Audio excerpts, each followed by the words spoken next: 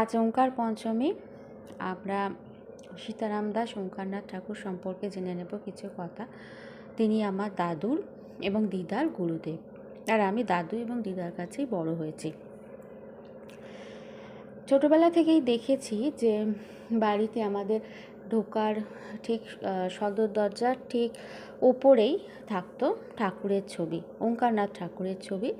তখন জিজ্ঞাসা করতাম যে ইনি কে। আমি জানতাম দাদু দিদার গুরুদেব। ওনারা বলতেন এটা আমাদের গুরুদেবের ছবি। দাদু ঠাকুর ঘরেও তার অনেক ছবি ছিল। সীতারাম দাস ওঙ্কারনাথ ঠাকুরকে মাঝে মাঝে দাদুই মনে হতো ছবি দেখে। বেশ খুব সুন্দর দেখতে, রোগা রোগা, চশমা পরা, কালো বর্ডার দেওয়া চশমা। আর আমার দাদুও ঠিক ওরকম চশমাই পরতেন। আগেকার দিনের বয়স্ক মানুষরা ঠিক যেরকম দেখতে হন, তবু ওনার মধ্যে একটা অন্য কিছু ছিল, চেহারার মধ্যে সাত্ত্বিক ভাব প্রবল, যেটা ছবি দেখে বোঝা যায়। কিন্তু তাও আমি তার সম্পর্কে বেশি কিছু জানি না, এখনও পর্যন্ত জানি না। তার বাড়ি ডুমুরদহে, জানি বরানগর মঠ আছে। যা শুনেছি আমি দাদু দিদার মুখ থেকেই শুনেছি। কিছু কিছু আমার নিজের কিছু পড়া হয়নি, বা পড়লেও আমি তেমনভাবে পড়িনি, মনে রাখার মতো করে কিছু সেভাবে পড়িনি। আজকে মনে হলো যে অনেকদিন ওঙ্কার পঞ্চমী আসার অনেক আগে থেকেই মনে হচ্ছিল যে সীতারাম দাস জি সম্পর্কে আমি কিছু অডিওতে আমি কিছু বলবো, আমার দাদুর জীবনের অভিজ্ঞতাটাই বলি। আমি যখন কিছু জানি না, তখন আমি যেটা জানি, যেটুকু আমি শুনেছি দাদু দিদার কাছ থেকে, আমি সেটুকুই বলবো। তবে দাদু আর দিদা তো এখন শরীরে নেই, অনেক দিন তারা চলে গেছেন। দাদু 2015-তে আর দিদা 2021 জানুয়ারি, দুজনেই জানুয়ারিতে গেছেন। অনেক দিন তাদের সঙ্গ পেয়েছি। তাই দিদার কাছে যা শুনেছিলাম তা আবার মায়ের কাছে শুনে নিলাম। মামার থেকেও মাঝে মাঝে শুনেছি কিছু কথা, কিন্তু অনেক দিন আগেকার ঘটনা তো, তাই হয়তো কিছু ভুল ত্রুটি হয়ে থাকবে। সবার তো স্মৃতিশক্তি খুব ভালো নয়, তাও যতটুকু মনে আছে মা আমাকে বলেছেন, মামাও বলেছেন। আমার দাদুর ধর্মজীবন শুরু হয়েছিল খুব ছোটোবেলায়। তাদের বাড়ির সাথে মন্দির ছিল, মা কালীর মন্দির, এখনও আছে। তাও দাদু খুব বেশি ঠাকুর করতেন না তখনও। দাদু যেখানে থাকতেন সেখানকার অনেক মানুষ মুসলিম ছিলেন। দাদুর খুব প্রিয় বন্ধু, তিনিও মুসলিম ছিলেন। একসাথে তারা হিন্দু মুসলিম পরিবারের ছেলেমেয়েরা বড় হতো।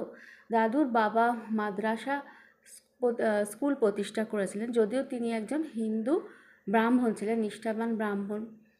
মুখোপাধ্যায়, পাওয়া টাইটেল হলো চক্রবর্তী। মা কালীর পুজো করতেন, যে ঠাকুরটা ছিল তার পুজো করতেন, এবং তার পুজো খুব ভালো, খুবই বিখ্যাত ছিল। তিনি, কথিত আছে যে তিনি মায়ের ঘর থেকে ফুল ফেলতে পারতেন। সেই ফুল মানে কারোর যদি কিছু কামনা থাকতো দেবীর কাছে, তখন সেই পুজো যদি আমার দাদুর বাবা করে দিতেন, তাহলে সেই কামনা পূর্ণ হতেন। অনেক ক্ষেত্রে সফল হয়েছেন তারা। ফুল পড়ে যেত দেবীর ঘর থেকে। তো সেই দাদুর কথা আর একদিন বলবো। বড় দাদু, তিনি বড় বাবা আমার, একবারই তাকে দেখেছি।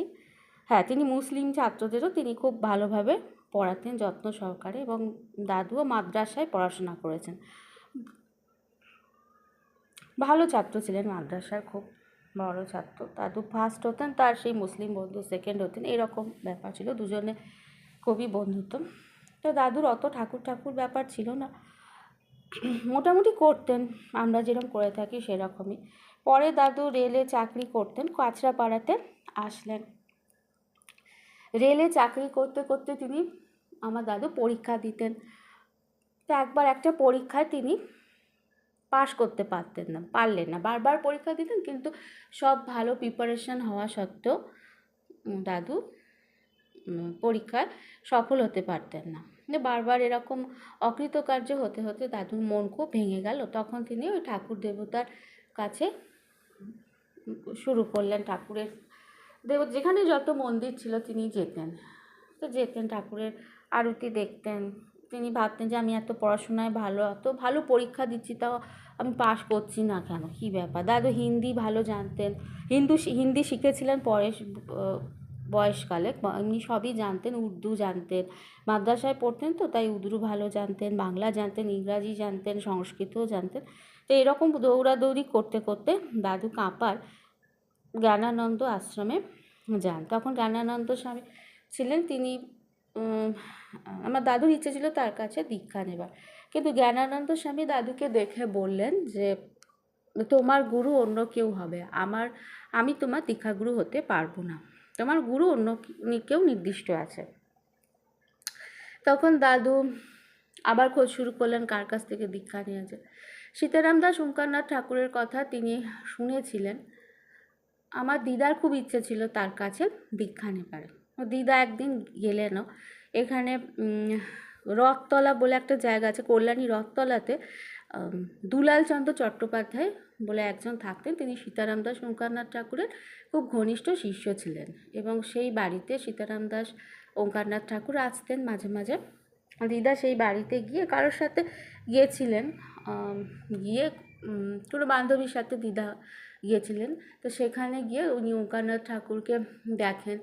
তারপর একদিন দীক্ষা নেবার ইচ্ছা জাগলো দিদার মনে, দিদার দীক্ষাও নিলেন।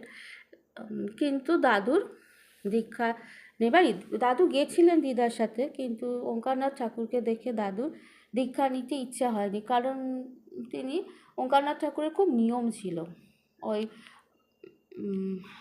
আমিষ খাওয়া চলবে না, মাছ মাংস ডিম, মাছ যদিও তিনি আমার দিদাকে খেতে বলেছিলেন, কিন্তু দিদা খেতেন না। মাছ মাংস ডিম খাওয়া নিয়ে নানান বিধিনিষেধ দেখে দাদু ভেবেছিলেন যে এর কাছে দীক্ষা নেব না, এগুলো না খেয়ে তো আমি থাকতে পারবো না।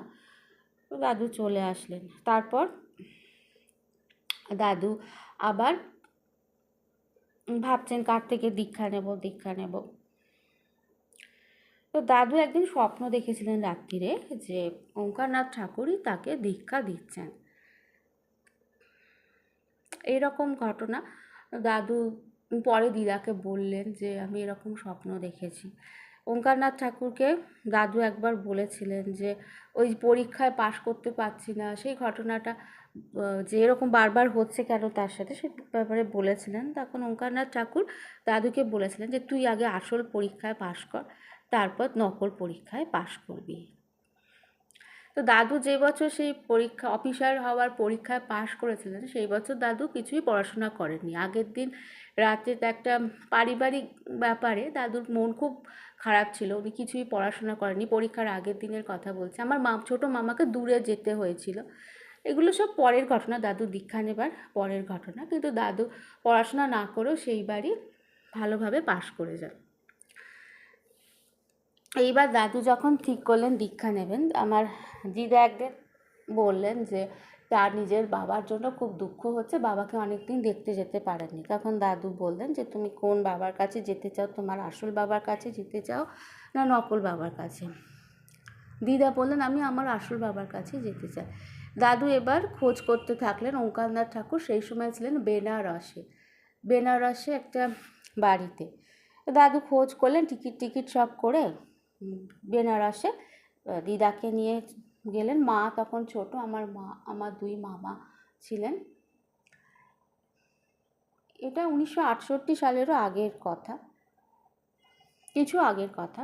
মা তখন খুবই ছোট, মামারা, বড় মামা একটু বড়, ছোট মামা বড়, মাও তখন ছোট। তারপর তো গেলেন ওখানে বেনারসে 64 যোগিনীর ঘাটের ওখানে একটা মন্দিরে, তখন ওঙ্কারনাথ ঠাকুর থাকতেন। সেই বাড়িতে মা তারার একটি ছবি ছিল, আমার মায়ের এখনও মনে আছে। তো সেখানে গিয়ে দাদু যেদিন পৌঁছলেন সেদিনই মনে হয় তারা দেখতে গেলেন ওঙ্কারনাথ ঠাকুরের কাছে, প্রণাম জানাতে গেলেন। তো দাদু প্রণাম করে সাষ্টাঙ্গের প্রণাম করে শুয়ে পড়লেন, আর উঠতে পারছেন না। প্রায় আধ ঘন্টা ওখানে ওইভাবে পড়েছিলেন ওঙ্কারনাথ ঠাকুর। তারপর তাকে উঠতে বললেন, দাদু উঠলেন। তারপর তাকে বললেন যে পরের দিন দীক্ষা হবে। দীক্ষার সব ব্যবস্থা হয়ে গেল। আমার দিদা আগেই দীক্ষা নিয়েছিলেন, আগেই বলেছি। তো দাদু পরের দিনকে দাদুকে আবার পইতে দিয়েছিলেন ওঙ্কারনাথ ঠাকুর নিজে হাতে করে, এবং ওই মাংস, ডিম, পেঁয়াজ, রসুন এসব খাবার নিষিদ্ধ করে দিয়েছিলেন। 3 দিন না খাইয়ে রেখেছিলেন, তারপর পইতে দিলেন। দীক্ষার সময়, দীক্ষার দিন কয়েকজন ব্রাহ্মণকে খাওয়ানোর প্রথা ছিল, কিন্তু 12 জন ব্রাহ্মণকে খাওয়ানোর কথা ছিল, তার মধ্যে 11 জন ঠিক হয়ে গেল, কিন্তু একজনকে আর খুঁজে পাওয়া যাচ্ছিল না। তখন সীতারাম দাসজি নিজে বলেন যে ওই 12 জনের মধ্যে 12 জন ব্যক্তি আমি, 11 জনকে পেয়েছো আর 12 জন হলাম আমি তো ব্রাহ্মণ, আমাকেই খাইয়ে দিও। সেই মতো সব ব্যবস্থা হলো, দাদু দীক্ষা হয়ে গেল। মায়ের স্মৃতি আছে কিছু, মা তাকে ঠাকুর দাদু বলতেন, দাদুর মতোই মনে হতো, বয়স্ক মানুষ। সাহেব মেমরা সব আসতেন ওঙ্কারনাথ ঠাকুরের সাথে, তারা কথা বলতেন, ইংরাজিতে কথা বলতেন। ওঙ্কারনাথ ঠাকুর বুঝতে পারতেন যে তিনি যে প্রশ্নকর্তা কী বিষয়ে কথা বলছেন, তিনি উত্তর দিয়ে দিতেন। হয়তো হিন্দিতে বলতেন, কিন্তু উত্তরটা ঠিকই হতো, প্রশ্নকর্তা যা জানতে চাইছেন তাই হতো। এটা আমার মামা বলেছেন যে তিনি ইংরাজি বুঝতে পারতেন ভালোই, বলতে না পারলেও। ওঙ্কারনাথ ঠাকুর বাচ্চাদের খুব ভালোবাসতেন। ওই সাহেব মেমরা মাঝে মাঝে বলতো যে সীতারাম দাসজি তারা ইন্টারভিউ নিতে চান, তাদের কাছ থেকে বাচ্চাদের সরে যেতে বলতেন, কিন্তু ওঙ্কারনাথ ঠাকুর বলতেন যে ওরা থাকবে, বাচ্চাদের নিয়েই তোমরা ছবি তোলো। পাশে বাচ্চাদেরকে, মানে আমার মামারা, মা, ওরা বসতেন, সীতারাম দাসজি ওদের সাথে ছবি তুলতেন, কিন্তু সেই ছবিগুলো ওদের কাছে নেই, মানে আমার মার কাছে, মামাদের কাছে নেই। থাকলে খুব ভালো হতো, কারণ যারা আসতো ইন্টারভিউ নিতে আসতো তাদের কাছেই ছবিগুলো রয়ে গেছে। আর তো এখন যেরকম মোবাইল আছে, সাথে সাথে ছবি পাওয়া যায়, তখন তো সেরকম ব্যবস্থা ছিল না। তাই খুব দুর্ভাগ্যের বিষয় যে সেই ছবিগুলো আজ আর আমাদের সাথে নেই। মামা একটি ঘটনার কথা বলেছিলেন, যে আমার ছোটো মামা, যে অখণ্ড নাম চলতো, হরিনাম চলতো। একবার বাচ্চাদের বসিয়ে দিয়েছিলেন সীতারাম দাসজি, কারণ যারা হরিনাম করছিল তাদের খিদে পেয়ে গেছিলো, তাদেরকে খাওয়ানোর জন্য তিনি বলেছিলেন যে এবার ওরা কিছু জলগ্রহণ করুক, আর এই জায়গায় নামটা অবিচ্ছিন্নভাবে চলবে, নাম কখনো বন্ধ হবে না, এই জায়গায় নাম করবে এই বাচ্চারা। তো যতক্ষণ ওদের আসতে সময় লেগেছিল, সেইটুকু সময় নাম রক্ষা করেছিলেন আমার মামারা, আমার মা, এবং জানি না আর কোনো বাচ্চা ছিল কিনা সেই সময়। এই দিনের স্মৃতিগুলো আমার মায়ের মনে উজ্জ্বল হয়ে আছে। আরও অনেক কথা দিদা থাকলে বলতে পারতেন, বা দাদু থাকলে বলতে পারতেন, সব তো তখন লিখে রাখিনি, বা অত কিছু মনেও নেই। আজকে মনে হচ্ছে যে সব জেনে রাখলে ভালো হতো। ওঙ্কারনাথ ঠাকুরকে আমার দাদু একটি প্রশ্ন করেছিলেন, যে পূর্বজন্মের কথা বলেছিলেন যে আছে কি না নেই, আমাদের তো অনেক সময় এরকম মনে হয়। তা উনি উত্তর দিয়েছিলেন যে পূর্বজন্ম, জন্মান্তর সব এগুলো আছে, এগুলো মানতে হয়, কারণ তুই এসছিস আমাকে দেখার জন্য ট্রেনে করে, ভিড় ট্রেনে করে, কষ্ট সহ্য করে, কিন্তু দেখ আবার অনেকে আমাকে দেখতে এসেছে ভালো গাড়িতে করে, তাদের কোনো কষ্ট হয়নি, ভিড়ের কষ্ট, কোনো ট্রেনের জার্নির কষ্ট তাদের সহ্য করতে হয়নি। তাহলে দেখ, পূর্বজন্ম, পরজন্ম এগুলো আছে, জন্মান্তরবাদ সত্যি। আজকের আমার বক্তব্য এখানেই শেষ করছি। আজকে আমি কোনো বই থেকে বা নেট থেকে সার্চ করে আমি কিছু পাঠ করিনি, কিছু বলিনি, যা বললাম সবটাই আমার শোনা কথা, আমার দাদুর, আমার দিদার অভিজ্ঞতার কথা, আমার মামাদের অভিজ্ঞতার কথা। সীতারাম দাসজির চরণে প্রণাম জানাই। আপনাদের অনেক অনেক ধন্যবাদ।